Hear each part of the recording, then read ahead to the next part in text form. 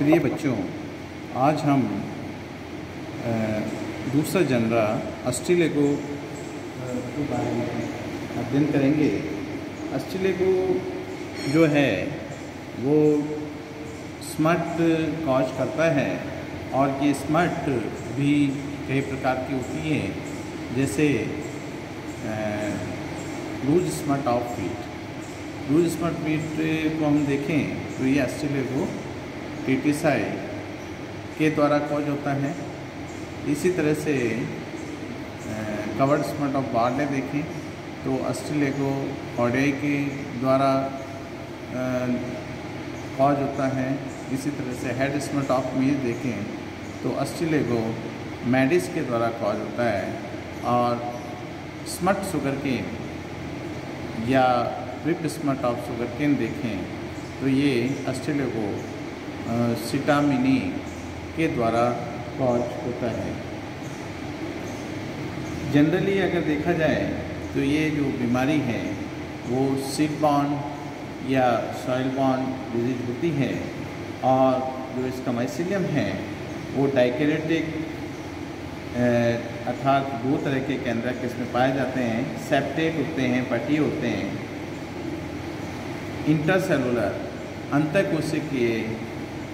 अंतरकोशिकीय स्थानों पर वृद्धि करते हैं और इसमें चुस्कान भी बनते हैं। अगर इनके अंदर एसेक्सुअल रिप्रोडक्शन हम देखें तो एसेक्सुअल रिप्रोडक्शन टिल्यूटोस्पोर्स या स्मट स्पोर के द्वारा होता है, जो कि ऑलिविशियस ब्राउन स्पैरिकल या गोलाकार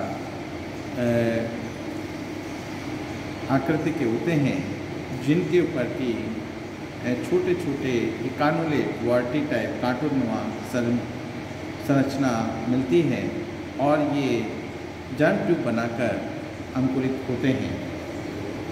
अगर इनका सेक्सुअल रिप्रोडक्शन देखें तो हर एक में अलग अलग प्रकार का होता है, लेकिन हम एग्जाम्पल के तौर पर यहाँ पे वीट स्मट रस्ट का देखेंगे। इसमें सेक्सुअल रिप्रोडक्शन में जब स्मट स्पोर जर्मिनेट होता है तो उसमें प्रोमास्लियम बनता है, जिसपे कि 4 हैप्लॉइड सेल्स बनते हैं और प्रत्येक जो सेल है वो एक जर्मिनेट करके एक इन्फेक्शन थ्रेड्स को बनाता है।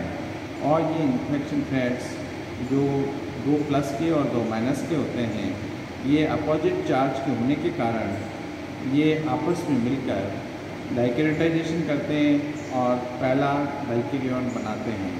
ये जो डाइकैरियोन होता है ये फिर बाद में जो फ्लावरिंग स्टेज के ऊपर जो फ्लावर है उसके स्टिग्मा में से एंटर करते हुए स्टाइल्स में एंटर करके जाके ओवरी के अंदर बैठ जाता है और ओवरी में बैठकर वहाँ पर ये माइसीलियम को ब्रांच हो जाता है और प्रत्येक जो सेप्टा है जो कि डाइकैरियोटिक होता है उस सेप्टा एक स्मट स्पोर के अंदर कन्वर्ट हो जाता है। अगर हम यहाँ पर देखें इस चार्ट में तो ये लूज स्मट ऑफ वीट है और ये लूज स्मट ऑफ वीट है। इसमें लूज स्मट ऑफ वीट में अगर आप देखें तो ये जो ग्रेन्स हैं, ये ग्रेन्स या थोड़ा सा डायग्राम इसका है, इसका जो पूरा हिस्सा हट जाता है और इस पर कैवल रेचिस रह जाता है और उसमें से जो स्पोर्स हैं वो डिसेमिनेट होते हैं और जो स्पोर है बॉल जो स्पोर डिसेमिनेट हुए वो जर्मिनेट हुए तो उन्होंने प्रोमाइसीलियम बनाया। और जो प्रोमाइसीलियम बनाया तो इस प्रोमाइसीलियम में क्या किया कि यहाँ का जो प्रोटोप्लाज्म था वो प्रोटोप्लाज्म ट्रांसफ़र हो गया और ट्रांसफ़र होने के बाद क्योंकि किसी भी सेक्सुअल रिप्रोडक्शन के अंदर ये आवश्यक है कि पहले प्लाज्मोगेमी होगा, फिर कैरियोगेमी होगा और उसके बाद मियोसिस होगा। तो जब इसके ये जो परफेक्ट स्टेज था, टीडियोस्पोर्स परफेक्ट स्टेज था, तो ये माइसीलियम हुआ, तो मियोसिस हुआ। तो मियोसिस से क्या हुआ कि जो केंद्रक थे वो केंद्रक 4 डॉटर न्यूक्लियाई में कन्वर्ट हो गया। अब जब 4 डॉटर न्यूक्लियाई अलग अलग सेप्टा बना के अलग हो गए, फिर उनमें जर्म ट्यूब बनी। तो ये जो जर्म ट्यूब बनी, इन जर्म ट्यूब्स के अंदर डिफरेंट चार्ज है। एक प्लस का एक माइनस का। इस तरह से हम देखें तो 2 प्लस के और 2 माइनस के हैं। तो जो प्लस और माइनस का जो है वो जर्म ट्यूब है वो आपस में फ्यूज करेंगे और फ्यूज करके वो डाइकेरेटिक माइसीलियम बना देंगे।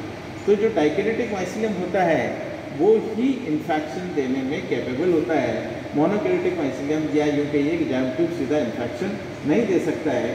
तो जो डाइकेरियन है वो डाइकेरियन स्टिग्मा में पहुंचेगा और स्टिग्मा में पहुंचने के बाद जहां ओवरी है, ओवरी में जाके ये एक डॉर्मेंट स्ट्रक्चर के ऊपर बढ़ जाएगा और उसके बाद में सीड सेटिंग हो जाएगी, जैसी नॉर्मल सीड सेटिंग होती है। ये जो सीड है, इस सीड को जब बोया जाएगा, जब ये बोया जाएगा तो ये अंकुरित होगा वीट का सीड, और जब वीट का सीड अंकुरित होगा तो उसी टाइम में ये जो इसके अंदर बैठा हुआ जो माइसीलियम है वो भी यहाँ एक्टिव हो जाएगा और keeping pace with the apex का मतलब हुआ कि जो बढ़ता हुआ तना है, ट्रो है, उसके नीचे की तरफ मेरिस्टेमेटिक टिश्यू से नीचे की ओर ये इंटरसेलुलर स्पेसेस के अंदर बढ़ता रहेगा।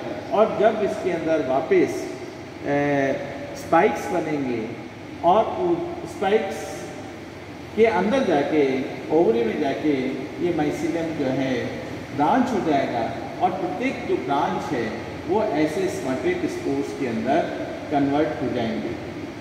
अब इन स्मटेड स्पोर्स को हम देखें तो ये डबल लेयर्ड है, अंदर का स्मूथ लेयर है, बाहर का इनका कैटेनिलेट या एग्जाइम जो है थोड़ा वाइटी है।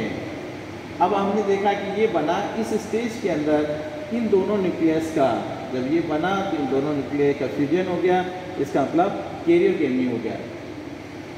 जब दोनों इन्फेक्शन हाइफी आपस में मिले थे तो डाइकेरेटाइजेशन हुआ था, या यूँ कहिए कि dikaryotization is the result of the plasmogamy. तो जीवदर्य संलयन हो चुका था। उसके बाद में ये डाइकेरेटिक स्टेज पे आगे बढ़ते रहे और जब इन्होंने वापस जो स्पोर्स बनाए तो क्योंकि वो डाइकेरेटिक माइसीलियम से बने थे तो इसलिए जब डाइकेरेटिक माइसीलियम से स्पोर बना तो वो स्पोर भी डाइकेरेटिक था। इसका मतलब उसमें 2 प्रकार के जो है न्यूक्लियस मौजूद थे, एक माइनस का और एक प्लस का। उसके बाद जब ये स्पोर में कन्वर्ट हो गया तो यहाँ पे ये दोनों न्यूक्लियस आपस में एक हो गए और जब 2 केंद्रक आपस में एक हो गए जिसको हमने केंद्रक संलयन, ये कैरियोगेमी कहा। कैरियोगेमी हो गया, इसका मतलब यहाँ पे डिप्लॉयड स्टेज आ गया। जब डिप्लॉयड स्टेज आ गया तो डिप्लॉयड स्टेज जब प्रोमाइसीलियम बना तो वापस इसने 4 कोशिकाएँ बनाई, 1 2 3 4। तो ड्यू टू द मियोसिस से 4 कोशिकाएँ बन गई। इसका मतलब ये हुआ कि ये जो सेल्स बने वो हैप्लॉइड हो गए। अब यहाँ पे आप देखेंगे कि अगर ये कवर्ड स्मट ऑफ बार्ले होता, कवर्ड स्मट ऑफ बार्ले होता तो इसमें क्या होता है कि इसमें स्पोरिडिया बनते हैं। हर एक जो हिस्सा है उस हिस्से से एसेक्सुअल रिप्रोडक्शन के द्वारा या मेटासिस के द्वारा ये अपना नंबर इंक्रीज कर देता है और प्रत्येक जो स्पोर बनता है वो बेसिडियस स्पोर कहलाता है। ये बेसिडियस स्पोर्स हैप्लॉइड्स हैं क्योंकि ये मियोसिस की प्रोडक्ट है।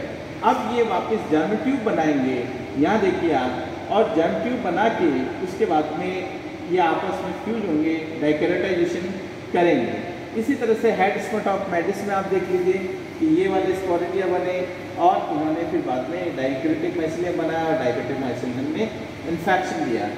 और इसमें लोकल इन्फेक्शन भी हो सकता है, तो जो एक्जिलरी बर्ड्स पे हो सकता है, लीव्स पे हो सकता है मेज के केस में, और लीव्स पे हो सकता है। स्मट ऑफ शुगरकेन है, इनके अंदर भी जो है ये जब सिस्टमिक इन्फेक्शन होता है तब इसका जो विप है उस विप के अंदर जो है स्मटेड स्पोर मासेस देखने को मिलते हैं। जहाँ तक लूज स्मट ऑफ वीट की बात करते हैं हम, तो लूज स्मट ऑफ वीट जो है उसमें इंटरनली सीड बॉन्ड होता है और इसका इन्फेक्शन जब हम बीज को बोते हैं और उसके बीज जब बोते हैं, बीज का जब अंकुरण होता है उसमें प्लूमुल्स और रेडिकल्स बनते हैं, तो उन प्लूमुल्स की जो ग्रोथ होती है, प्रांकुर की जो ग्रोथ होती है, उसके साथ ही साथ इसकी ग्रोथ होती जाती है। जबकि हम अगर कवर्ड स्पट ऑफ बार्ले हॉटाई को हम देखें तो इसमें क्या होता है कि जब ये बाली बनती है तो इस बाली के अंदर एक सिल्वरी मेम्ब्रेन के द्वारा ये ढका रहता है। अगर इस तरह के खेत में हम देखें जो कि बार्ले का फील्ड है और जिसमें कवर्ड स्पॉट ऑफ बार्ले मौजूद है तो दूर से चमकती हुई कुछ बालियाँ हमें नज़र आती हैं और ये एक सिल्वरी मेम्ब्रेन के द्वारा ढकी रहती हैं, इसके कारण ये चमकती है। जब ये बालियाँ ऐसी बालियाँ हेल्दी प्लांट्स, हेल्दी जो स्पाइक्स हैं के साथ क्रैसिंग फ्लोर पे लाई जाती हैं और इनमें से गहाई का कार्य किया जाता है तो ये स्मटेड बॉल्स टूट जाती हैं और ये जो स्मटेड स्पोर्स हैं वो स्पोर्स साधारण जो दाना है उस दाने के बाहर चिपक जाते हैं और जब इस तरह का जो दाना है बिना सी ट्रीटमेंट के उसको बोया जाता है उसमें से भी जैसे वीट की तरह ही जब अंकुरण होता है तो प्लूमल्स और रेडिकल निकलते हैं। तो निकलते हुए जो प्लूमल है उसके मेजोकोटाइल पार्ट मीन्स मेजोकोटाइल का मतलब है कि कोटिलेडन्स के बीच के हिस्से से इन्फेक्शन हाइफी अंदर घुस जाता है। बाकी कहानी लूज स्मट टाइप ही है कि वो अंदर इंटरसेलुलर स्पेसेस के अंदर बढ़ता रहता है और बढ़ने के बाद में जब बालियाँ बनती है तो वहाँ जाके फिर ओवरी में ये ब्रांच हो जाता है और जो ब्रांच डाइकोरेटिक माइसिलियम है वो ब्रांच डाइकोरेटिक माइसिलियम जो है बाद में जो स्मट स्पोर्स हैं, डिलेटर स्पोर्स हैं, उनको बना देता है। तो इस प्रकार हमने देखा कि अस्ट्रेलेगो का जो लाइफ साइकिल अगर हम देखें तो सबसे पहले टिलियो स्पोर्स या स्मट स्पोर्स बने जो कि डाइकोरेटिक थे, फिर उनके अंदर या तो यही फ्यूजन हो गया इसी में और उन्होंने डिप्लॉयड स्टेज बना दी और जो डिप्लॉयड स्टेज था इसी को हम परफेक्ट स्मट स्पोर या टिलेटर स्पोर्स कहते हैं। ये जर्मिनेट हुआ और जर्मिनेट होकर इसने प्रोमाइसिलियम बनाया, प्रोमाइसिलियम 4 सेल हो गया और जो इसका जो भी प्रोटोप्लास्ट था वो इसमें ट्रांसफ़र हो गया और 4 न्यूक्लियस के ट्रांसफ़र के बाद इसके अंदर सेप्टेशन हो गया। सेप्टेशन होने के बाद हमने देखा कि वीट अगर लूज स्पॉट ऑफ वीट है तो इसमें से इन्फेक्शन हाइफी ये इन्फेक्शन हाइफी निकल जाएंगे और अगर कवर्ड स्पॉट ऑफ बार्ले है तो उसमें ये स्पोरेलिया बन जाएंगे। इसी तरह से जो आपका हेड स्मट है उसमें भी बडिंग होती है। ये स्पोरेलिया जो है बाद में हैप्लॉइड है, ये जर्मिनेट करेंगे on the surface of the seed और वहाँ से जो जर्म ट्यूब बनेंगी दोनों की वो आपस में मिलकर डाइकोरेटाइजेशन करेंगे। तो लूज स्पॉट ऑफ वीट में डाइकोरेटाइजेशन स्टिग्मा या फ्लावर पे हुआ, जबकि कवर्ड स्पॉट ऑफ बार्ले के अंदर डाइकोरेटाइजेशन की जो प्रक्रिया है जो जर्म ट्यूब को मिलकर डाइकोरेटिक बनाया, डाइकोरेटिक माइसिलियम बनाया वो ऑन द सीड सरफेस या जर्मिनेटिंग सीड के ऊपर हुआ।